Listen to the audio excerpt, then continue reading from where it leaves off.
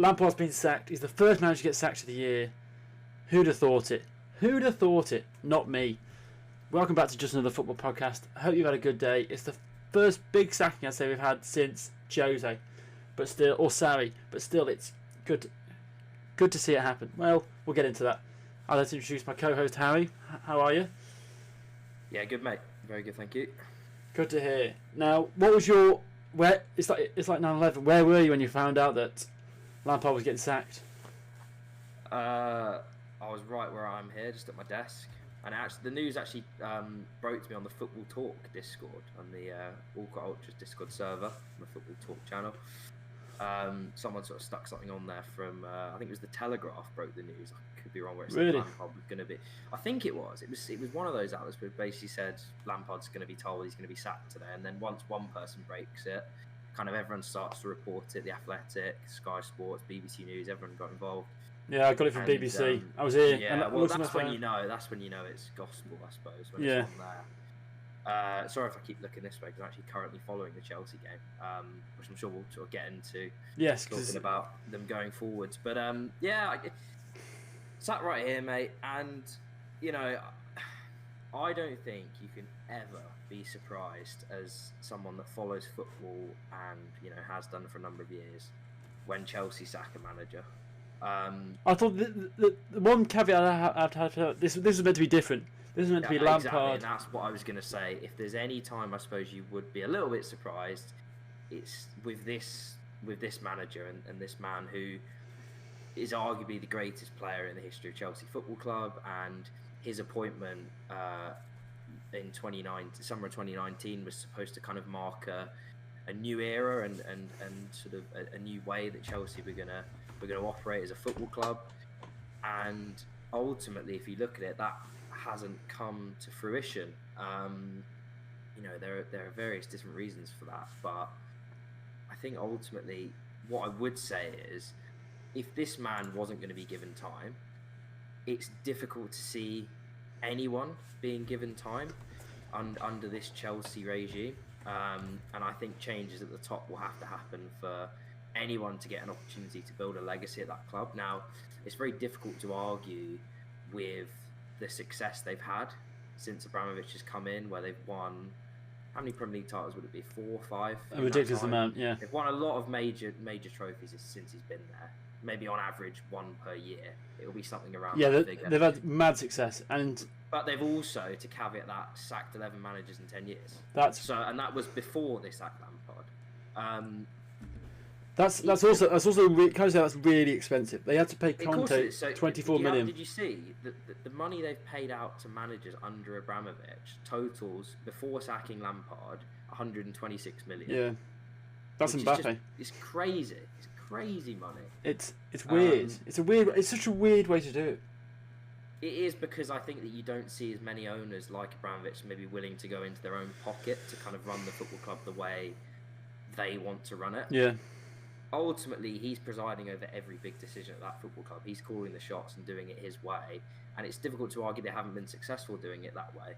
They also have a knack of getting, and this is something we're going to go into, of course, Marina Granosky, but they have a knack of getting a lot of money for the players they sell. They're very good at selling players. I wouldn't argue that their recruitment in recent years has been the best. If you look at the number of players they've got at the club from different regimes, it's really difficult. Obviously, part of that is because they sack managers quite often, but also part of it is new managers come in and they don't fancy the players that were there before, because if they were good enough under a previous manager, then there's no reason to think a new manager would come in and not take to them. But that's what's happened, and you are right. They I think there's 2 reasons that maybe their recruitment doesn't get scrutinised perhaps as much as Arsenal's has done recently, or Manchester United, or clubs like that, where they've spent big money and big wages on players that haven't performed. Chelsea are very similar, but the 2 reasons they get away with it, one is because of obviously the way they run, they can keep spending money, and the second is because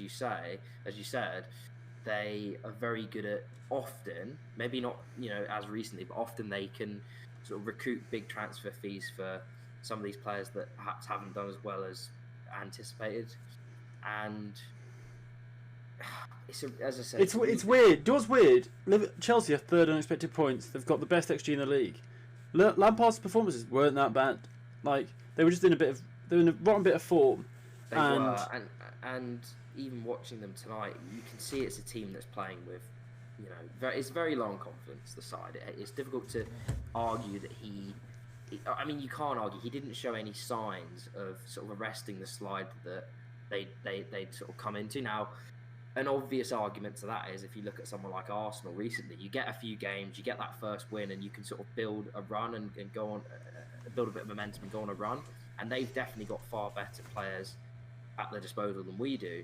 I think that what comes with that and what's come with the money they spent in the summer is expectations are just much, much higher. Yeah. And ultimately, it was a very damning statement they put out where they basically were saying that there was no, I can't remember the exact wording, but there was no sort of vision of turning it around. No sign of sustained improvement, I think was the wording. It was very along those lines. Well, we can go through the Athletics article on what they said in summary. Yeah, but in the actual statement Chelsea put out, I'm talking about, that it was something along those lines. Obviously wished him well and thanked him for the job he'd done, but they were also quite scathing at the same time and sort of quite forthright in their reasons for making the change. But yeah, let's go through it. Sure. So the first one was about how Lampard's relationship with influential director Marina Granovsky deteriorated. What's interesting about that is, so Marina Granovsky gets a say in every single transfer. She's the last person to cross it or exit or let it go. And I said this about how Lampard had his players he wanted. He wanted Chilwell, he wanted Rice, but players like Werner, like Havertz, these aren't players. Werner and Havertz we spoke about a lot, but they're not players that he wanted. But I tell you what, if any team was to give the offer of Werner or Havertz this year, it's the thing, isn't it? They would put a league of numbers. Good. It's difficult to argue they weren't good options for any side in the summer. I think the issue you've got the two players you mentioned, and we'll sort of get onto Lampard and talking about the sort of recruitment side of it in a bit more detail. I think the problem you've got with the two signings you've mentioned, Lampard last season, they played two formations sort of exclusively, really. It was either the 4-3-3 or a 3-4-3. So in neither of those formations is one a number 10, which is what Havertz... Let's be honest, he played almost exclusively as a number 10. As a shadow striker. He had a lot of his success playing close to the striker, and if you look at his heat maps and the games he's played well in, it's when he was getting goals and getting assists. There was in those areas. There's the odd occasion he plays as a solo striker, which says a lot. So that sort of evidences the point even more. He is much better used up the pitch. Now, I am prepared to accept the argument that they wanted to use him a bit deeper, maybe in a number 8 role. But the problem is, you're playing him somewhere he's never played before, but you also want to get results and see performances from the player straight away. It's sort of a bit of a mismatch. How can you argue that you want the player to come in and hit the ground running, but then try and utilise him in a role that he doesn't play? I think it's a similar thing with Werner. Now, Werner, it's a system at Leipzig, and you've watched a lot more of it than I have. Can I just say, Werner?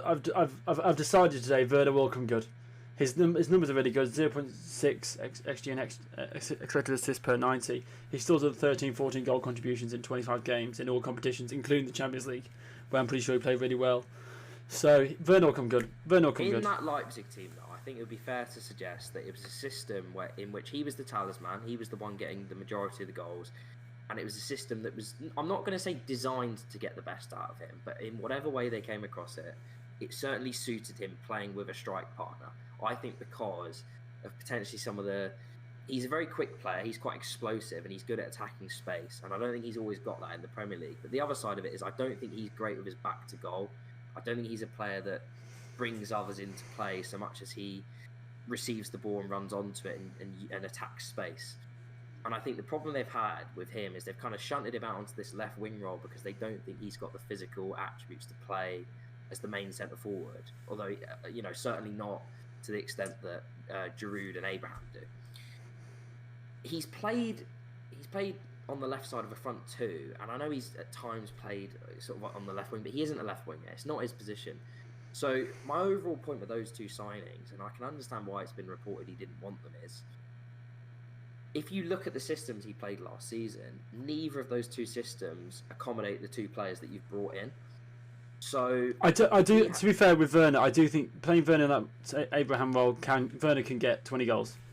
from last year. He can get 20 goals. I'm not saying I'm not putting a ceiling on his performances, but my overall assessment of it would be you're bringing in a guy that's been really successful in a certain system and a certain team, and yet you're going to completely go away from that and play him in a role that he's kind of less familiar and comfortable doing. It doesn't mean he can't play that role, but it means it might take him It might take him a bit more time to get up to speed, like it might if you tried to play Havertz a bit deeper, like they have. So their potential reasons as to why they've kind of started their Chelsea careers quite slowly. And it's not to say Lampard couldn't have sort of dealt with the man management side of it and the tactical aspect of it a bit better than he has done. But at the same time, it kind of looks to me like there was promising players available in the summer. I think they were two players whose stock was very high last summer. And it's difficult to argue that you wouldn't have wanted to sign them at the time.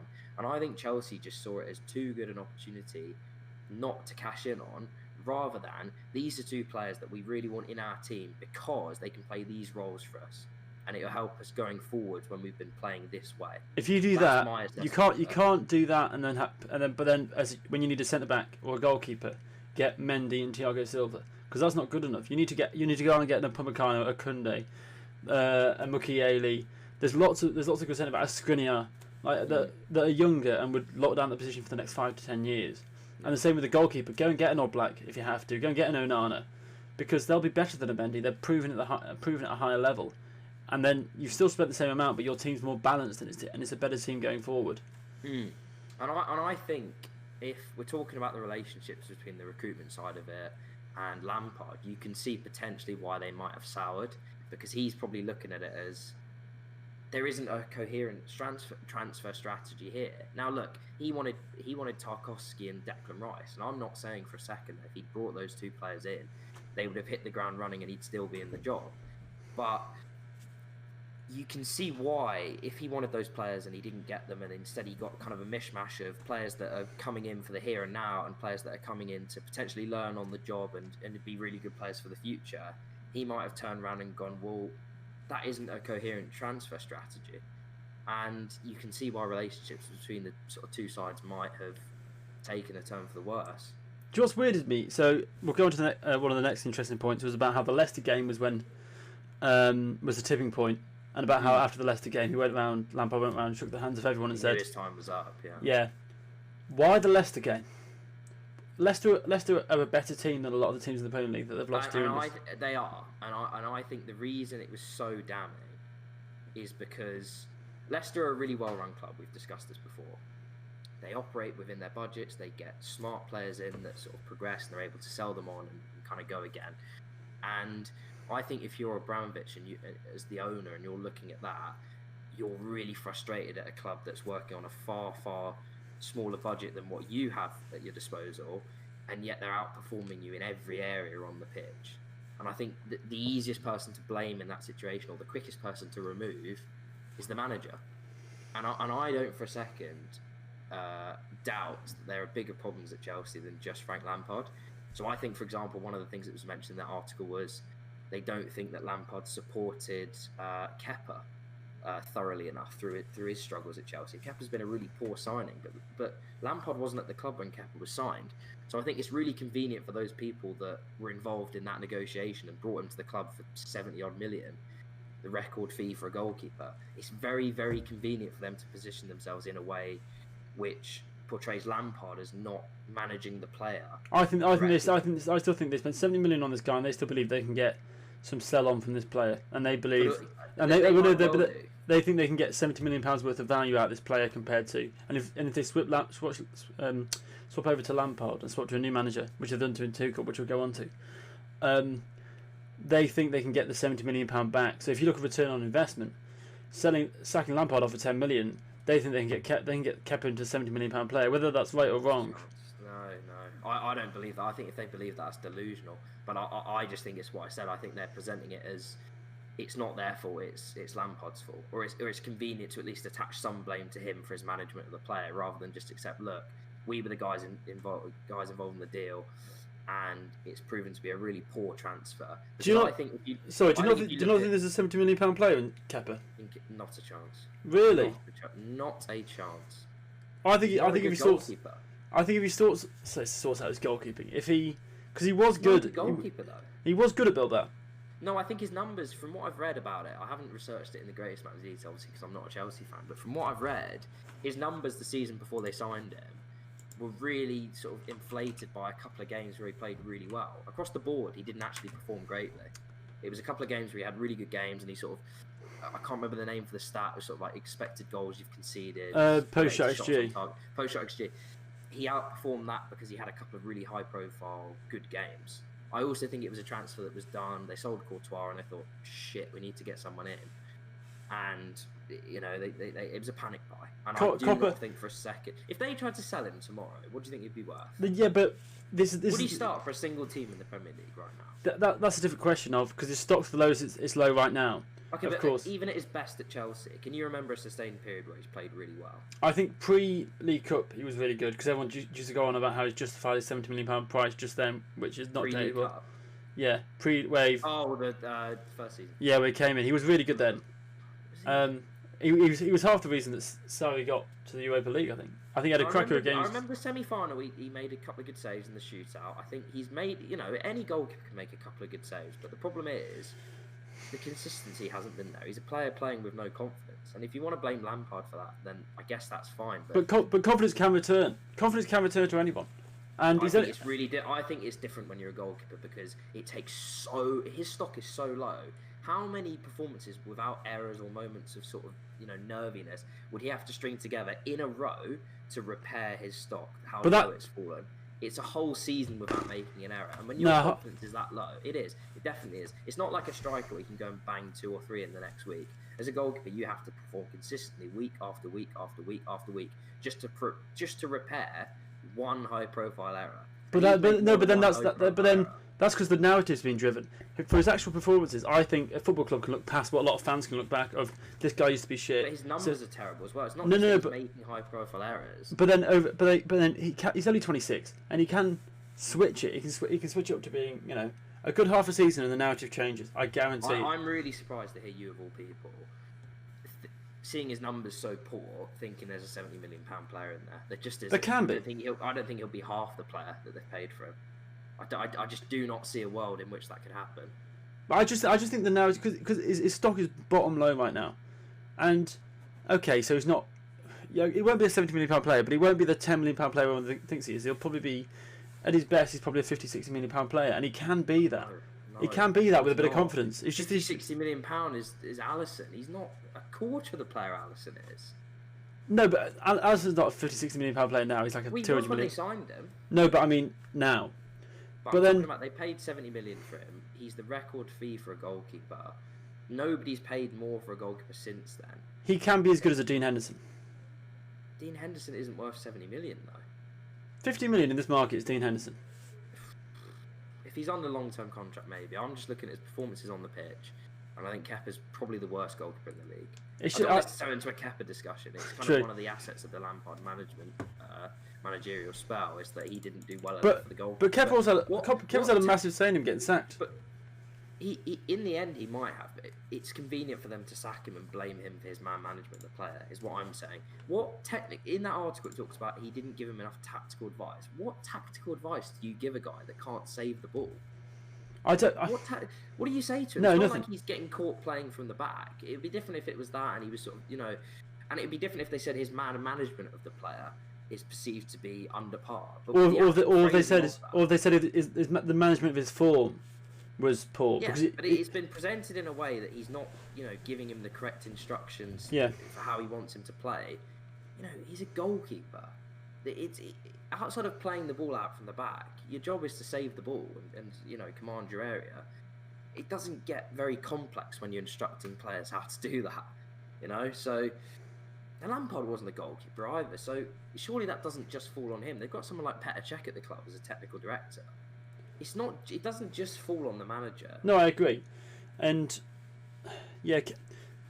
I don't know. I knew. I had a feeling this was happening. The moment I saw those player it was article. I thought Kepa's going to be one of them, and of course he is. Yeah, he is. And once you get that at Chelsea, this is the thing: the way they run as a club, the way they sack managers very, very quickly once they lose the players.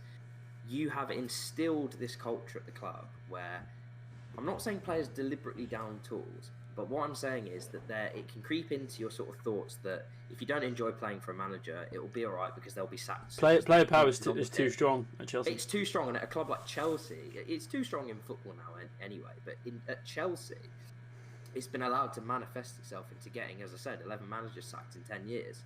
That's not right. That shouldn't happen at any football club. And a big part of it is because of the players knowing that if the performances drop, the manager will be gone before they do. Yeah. Before they're gone. So it's interesting you say that because their form really dipped since Lampard just came out and just started slating the players in the media. It's that Arsenal game, isn't it? The two sides have kind of gone in different directions. Yeah. But he came out and was very, very public in his criticism of a lot of those players. And we have to be... You can't... Look, from a footballing side, I understand Lampard being sacked, and we should criticise him where it's necessary to. I don't think his management of those situations was at all good. No, neither do I. And then there's that clip of him just before he got sacked, having a massive go at the guy from the Athletic. Yeah. I think he knew then. It makes a lot more sense now he's been sacked, doesn't it? He'll be looking at it as he knows that the sort of sacking axe is coming for him after the next game, and he might feel, I'm not saying he's right, but he might feel that articles like that have contributed towards this narrative of everything's gone wrong at Chelsea because of him. The Athletic said, they quoted after the Man City game, I think it was, they'd look for alternatives. They were already exploring it. Yes, so... I think the problem is, once those rumours sort of start coming out of Chelsea, we haven't seen managers survive those spells. It just doesn't happen. Once your job comes into question, and once it's sort of reported that they're very unhappy with you, you're done. You're finished. There's not been a single manager that's managed to ride it out. So... Yeah, there wasn't a lot of surprise. The only surprise is maybe that they did it as soon as they did. I suppose I thought they might give him a bit longer. It's difficult to argue from a football perspective, and I'm sure we'll get on to him, that Thomas Tuchel isn't a better manager than Frank Lampard at this moment in time. Yeah. Doesn't make it the right decision. It doesn't mean that you just go for the first available manager. I'm not suggesting that's what they've done, but it's not always simply a case of this guy's a better manager than who we've got, so we're going to sack who we've got to get this guy in. I think there's a lot more that needs to be sort of weighted into that, especially the fact that he's a club legend. And look, it's difficult because I've also sort of, had a go at Man United fans for having this sentiment towards Ole Gunnar Solskjaer, saying, well, look, you're not judging him as a manager, you're judging him as a player and how good he was for you, on the pitch rather than managing you from the bench. Neto's in. Oh, he's at the bar. Right, sorry. It's fine. The sentiment should go out of it, but I can understand it not going out of it. And it feels like a very sort of soulless decision to get rid of a club legend at the first real sign of a sustained dip in form, I suppose. It's saying something in the week where Ollie beat Klopp, that Lampard gets sacked, and about how those two managers have just had such different turn of form since. Yeah, and even Arteta, if you look at going into that game on Boxing Day and you asked anyone, fan of either club, fan of a neutral, who's going to be sacked first out of these guys, how many people do you think would have said Lampard? None. Unless you're an Arsenal fan. Arsenal are a very different football club. I don't think we would have sacked Arteta even if we'd lost that game. But it's just the sort of downturn in form they've experienced. They were top of the league at the start of December. Yeah. And the numbers are still good. And the numbers are still good. The numbers aren't bad. They're a top 4 team, the numbers say. So their numbers can't be bad though, because I do think they've got good players. It's not like they've got technically or physically poor players at their disposal. But then to that point, if Chelsea were third, they don't sack the manager. No, but they're not third. So. But the numbers say they should be. So, first of all, that shows that clubs don't look at stuff like that, which is intriguing to me. I think they'll just have been looking more recently than what you're talking about. The performance against Man City and the performance against Leicester was really concerning. They weren't great against Villa. They were lucky at Fulham that Fulham went down to 10 men. You can see why they were poor against us. Numbers will tell you they should have won that game, which is a lie in itself. They were 3-0 down and they had loads of shots near the end at 3-0 down. So I can understand why they would have been concerned by the sort of alarming slide in form I really can understand it, because it's not something that looked like it was, going to improve at any point under him. It doesn't look like it's improving tonight from what I've seen of the game. It looks like a group of players that are pretty low on confidence, and you could well attach a lot of the blame for that onto Lampard and the way he sort of publicly handled, performances and been quite public in his criticism of the team. But you can see why they would have also felt that there wasn't a sort of coherent strategy moving forwards with him. Do you know what's shocking to me as well? Just random point. Tottenham, since the start of December, have got 2 more points than Leeds. There's 2 more points than Chelsea. Yeah. Why aren't they in the bin? I don't get it. Anyway, you spoke about Tuchel there and about how they're playing tonight. We can move on to Tuchel. Yeah. And about how he is a manager that... So I've watched it for a while, but especially at Dortmund. You know more than I do about him. So he came from Mainz, where he played great football, and then he went to Dortmund to replace Klopp, I think. That's right, and then he went to PSG. They're the 3 clubs he sort of... So at Dortmund, he grew a team that was really young, played really good football, got the best of a Union Weigl, and they managed them through the storm of losing their best talent in Lewandowski, and that was his legacy really, of moving them on from the Lewandowski and the Goetze, where they had so much success under Klopp, and moving on to the next generation of player. I think he was there when Witsel was brought in. Pulisic he came through when he was there. So the Dortmund team that he had was really impressive, and you saw that in the way that he was linked with a move with Arsenal, as Wenger was on the ropes a bit. He's been linked to Arsenal at various points. So he also got the best out of Aubameyang. He did, although he fell out with him. Yeah, he did. It was a big part of why Aubameyang moved to Arsenal. Is those two fell out. And what I would say about Aubameyang, he came in with this kind of reputation of he's a troublemaker. He's a bad apple in the dressing room. I've seen absolutely no evidence of that at Arsenal. So was that something that was kind of fueled and instigated by the manager and kind of got him this reputation of being a bad apple? And I'm not just saying this because he's at Arsenal now, but there hasn't been one instance of it since he's moved to the club. He seems like nothing but a really good teammate, works hard for the side, gets on with all his peers. Although I'm pretty sure he had issues at Saint Etienne as well. So and he might have just been someone that's matured over time and I think that's gets on with the dressing room he's in.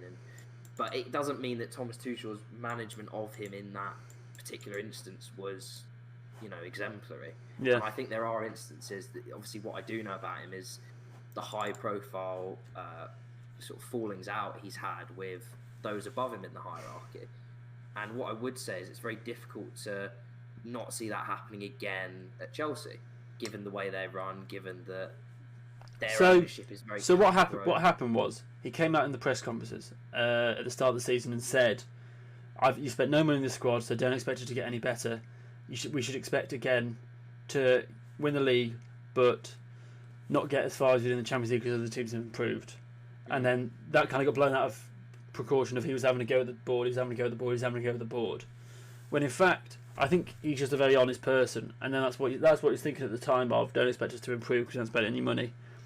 And so therefore, that's why this idea of him blown up. He blew up with them. He had issues with the board at Dortmund for signing issues as well. I think he had issues of not going for certain players that he really wanted, which kind of reminds you of Lampard actually when you look at someone like Rice. Dortmund, and he was the first manager after that season where they dropped off. He was really good at turning it around for Dortmund and getting them back competing, because Dortmund in their head they're happy to be second, as long as they're like pushing Dortmund. And he outscored them. Yeah. What I would take issue with what you've just mentioned there is there ever any benefit to coming out publicly and taking issue with those above you? Because if I'm looking at that and he's moaning about transfers and the squad not improving, I don't think that improves the morale or the confidence of the players at the club and those that might be kind of perceived to be replaceable. They're not going to play with any more confidence when he says that. Yeah, but I think if you're playing, you should understand that. You understand that there's competition, but and that players might come in your position. It's a difficult balancing act. I understand that. All I would say is PSG's form at the start of this season, I know it's improved obviously as they've gone on, but at the start of the season it was pretty poor, it was pretty patchy. So you couldn't really say him coming out and doing that did anything apart from contribute towards his Yeah. sacking, really. And I think if he does something like that at Chelsea, it's only going to go one way as well. But is it? And what I'm saying is his issue has always been not spending money, and I don't think he'll get that at Chelsea. No, I don't think he might not get issue with not spending, but then is his issue going to be maybe who he gets? I'm like, look, it's really difficult. You're looking down the line. What sort of say is he going to have in recruitment? What players is he going to want to keep? I suppose my issue with him, they've given him an 18-month contract. I'd be very surprised if he's still there at the end of it, unless he's won a Premier League or a Champions League. And at this moment in time, it's kind of hard to see them doing it just because of the position they find themselves in at the moment, which isn't any fault of his. But what it feels like, Rob, is with this appointment, they've just reverted back to type. It's back to this sort of short-termism. You've got someone that will question the hierarchy, that will fall out with those above him. They've given him an 18-month deal. It only seems like it's going to go one way. I'm not saying I'm surprised, but that's kind of where I'm at with my assessment of it. Who would you rather see them get, or were you happy with? Do you think Tuchel's the right fit? If I was in that position, I would have waited. I'd have given him the season because, even at this moment in time, they should get top 6, but it's no guarantee. And I would have gone for someone like Julian Nagelsmann at the end of the season. I think you've got much more chance of prizing him out of the Leipzig tapestry than you do right now. I just think you have no chance mid-season. They're sort of in a bit of a title fight. They're still in the Champions League. Got a tie against Liverpool to prepare for. There was absolutely no way they were going to get him out of there 3-4 weeks before that. I think he's a better manager than Thomas Tuchel. I think he has a higher ceiling. I think that you could build something with him. Whether he'd be allowed to do it, I'm not sure. It's difficult for me as well because the way I obviously view progression in football is different to how Chelsea have been run. Yeah. So you asking me what I would have done and you asking me what did I expect them to do? They've kind of done what I expected them to do, if you want the honest truth. I think I look at Ralph Rangnick and he was offered a short-term deal for 4 months. You can see why he wouldn't take that. I think I'd have given him the full job. He was not been in management for a few years though, is he, Ralph Rangnick? So he was director of football at Leipzig, and then he Hasenhüttl left, and then he took it for a year, came second. Yeah. I think he beat Thomas Frank's Dortmund to get to second. I have to be honest, like he if I was hiring a director of football tomorrow, he'd be the first person I'd be interviewing, Ralph Rangnick. Yeah, so I know it's not as easy as that, and it kind of works a certain way. I don't know if I'd be interviewing him for a managerial position, but it wouldn't have been a bad appointment till the end of the season if he would have taken it. I'd have been more on board with that than I'm amazed. See, I'm amazed. First of all, I'm amazed how short Tuchel's contract is. 18 months is nothing. I'm not shocked though, because I think it's one of those where they acknowledge what he's done at previous clubs, where he's fallen out with the hierarchy, and they're looking at it as kind of insurance. If he falls out with us or we don't like his performances on the pitch, we don't even have to sack him. His contract will run. It's just an admission of the club that they have. It's an admission of the short-termism of the deal they've basically put on the table. Yeah. It's an 18-month contract. It's instant success or you're gone. And managers and players as well, but they're arrogant. He'll back himself to go in there and win a title in that time. I wouldn't. Can I just say, if I was Tuchel, I wouldn't have taken it. I would have waited for either a better deal or another job. What job do you think he could have waited for? Every club was like, he was going to be the new Poch of the market, where everyone, every time they sack someone, should we get? Yeah, I'm not saying he's a bad manager, but if I'm looking at top clubs around Europe, which one's going to be next to sack them? A few weeks ago, you might have said Arsenal, and he might go there, and he'd obviously get longer. They haven't got the money that Chelsea have got, but he'd definitely get longer at Arsenal. But now I don't see it, to be honest. I don't see any scenario in which Arteta won't be our manager next season. Koeman's on the rocks. Koeman and Zidane are on the rocks at their clubs. I don't see why. Yeah, Real Madrid essentially. That's a good shout. Yeah, or Barca. Barca. Barca got no money. Barca is the least attractive it's ever been. Juventus 5th right now in the league. I can see him getting another big job, and I would have waited. If I was Tuchel, I would have waited. I mean, it just feels like he's on a bit of a hiding to nothing at Chelsea. You can only really see it ending one way. Like, they're not going to win the league this year, and then if he doesn't win it, next year, are they going to extend his contract? Yeah. What would you think they'd have to see next year for him to? I think they would have to seriously threaten, and if they were in any sort of European competition, they'd probably have to go deep in that as well. Yeah. it's not necessarily fair because I don't think they're nearly as close as maybe they expected to be in terms of that at the start of the season. But I just think the way they're run, they won't tolerate any sort of, they won't tolerate him not showing at least signs of doing it. So I suppose maybe if they got something like 80, 85 points in the league next season, they might give him another year. Yeah. They wouldn't give him any longer than that. I'd be shocked if they gave him longer than that. Yeah, see what's going to be interesting is the summer and see who they move on, because they've got a lot of deadwood there. As I said, they've just got so many players from different managers. You've now got players that Lampard brought in. You're going to have players that were there under Conte. You're going to have players that were there under Sarri. Yeah, Jorginho. So and then you've obviously got whoever Tuchel wants to bring in, and that's 4 different managerial regimes, players still at the club, and that is a big problem for him. And you've got a bunch of youth there as well that wants to develop. And you've got the youth coming through, and it's interesting. He's come in his first game today, and all the youth have been dropped to the bench straight away. Yeah. And I'm not suggesting that that's going to be the template moving forwards, but it was just interesting to see him come in and kind of. It's almost short-termism in that decision alone. He knows he has to get results pretty quickly, and he's putting the faith in the guys that are just more experienced. It's not always correct to do that. I've seen it at Arsenal. Our more experienced players are our worst players. But he's looking at it and thinking, well, these guys have maybe been there and been through a bit of a slump before, and if I play them, then they'll kind of know what's expected to get out of it. But He's played Hudson Odoi and Havertz, to be fair. I did recall that. To be fair. He's dropped Mason Mount to the bench, who's probably the best player of the season. Yeah, I was about to say, Mason Mount is maybe one of the best box-to-box style midfielders in the league so far. This season. You could argue maybe it's because he's played, I think I read something, he started 10 games in a row for them. Maybe it's that, but then he drops Abraham to the bench and brings Giroud back in. It's just... It'll be interesting. It'll be interesting what he does. It will be interesting. I kind of only see it ending one way though. He might nick a trophy along the way. Like they might win. They're still in the FA Cup this season. They might win that. There's no reason that they couldn't win something like a Champions League. They won it with a worse team than the one they've got now. I think. I know they had Drogba and Lampard, but they finished fifth. They finished. They got really lucky though. I don't think. No, they did get lucky, but that's kind of my evidence for it. I'm not saying lightning strike twice, but like stranger things have happened. Yeah. I don't expect them to, but. So do you see Werner and Havertz playing more under? So let's talk a bit about them. I think certainly from what's been presented to her.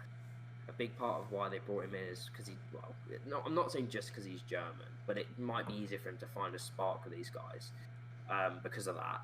They've brought him in with getting the best out of those 2 players in mind. Yeah. And I think that... I was sort of saying earlier, I think that you could potentially get the best out of one of them. I'm not sure who it will be. I struggle to see them playing in the same team. And I think part of the reason for that is... Firstly, because of what I mentioned, I think that if you want Werner to come good, I see it personally happening in a front 2.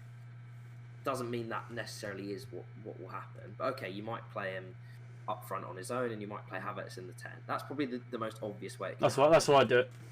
The issue I've got at the moment, I've sort of watched them a bit tonight fleetingly. I'm watching Havertz and I'm watching Ziyech, who's obviously another signing they brought in. And I'm watching their movement off the ball. They both seem to be players that are wanting to receive it to feet. I know Havertz last season was sort of maybe better at running in behind and scoring more goals, but the way I'm watching him and he's being used, he's wanting to get on the ball. He's not someone that's making runs off the ball. Ziyech is very much someone that shows for the ball, gets on it and creates. He's like a sort of he's not a right winger. He's kind of a right attacking midfielder. He creates from the right. I think those 2 players are incompatible. I don't see a team where. I think one of them needs to be kind of the fulcrum of it, and they need runners ahead of them. Werner could be, one of them. I think Christian Pulisic has got to come into your reckoning as well. And then I only see room for one of those 2 in the team. And I think, given their relative form, Ziyech looks the more obvious one to play. So it just all looks a bit incompatible. Like I said, I just think they basically looked at it as. There are some really promising players at various different clubs across Europe. We've got money to spend because we're no longer under this transfer embargo. We might be one of the only clubs that they spent by far the most in the Premier League. We've got the most money to spend. We don't want to miss out on this opportunity. And next time there might be more competitors in the post-COVID market. So yeah, exactly. So the difficulty with it is it just looks a bit like a trolley dash. Yeah. It doesn't look like you've brought them all in to play them all together and get the best out of all of them. They might have been hedging their bets. You just don't know. They've brought in so many promising players.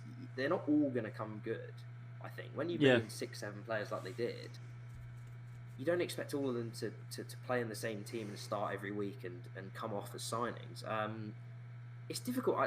What I would say about Havertz is he's 2021 now. In 2 years, look, obviously he's the youngest, and he can have 2 slow years and still be 22, 23, which is still ridiculously young. And I don't foresee a situation where they're going to look to move him on anytime soon because they've made a huge investment in the player, and there's obviously a player in there. He's supposed to be the next German breakthrough prospect, and he probably will be. He probably will be. Yeah, he may well be, and he's not become a bad player overnight. Football doesn't work like that. If he takes this down, he's in. So I think because he's the youngest, I think he'll probably get the most time to come good out of him and Timo Werner. Like they're already talking about lining up Erling Haaland for the summer. So.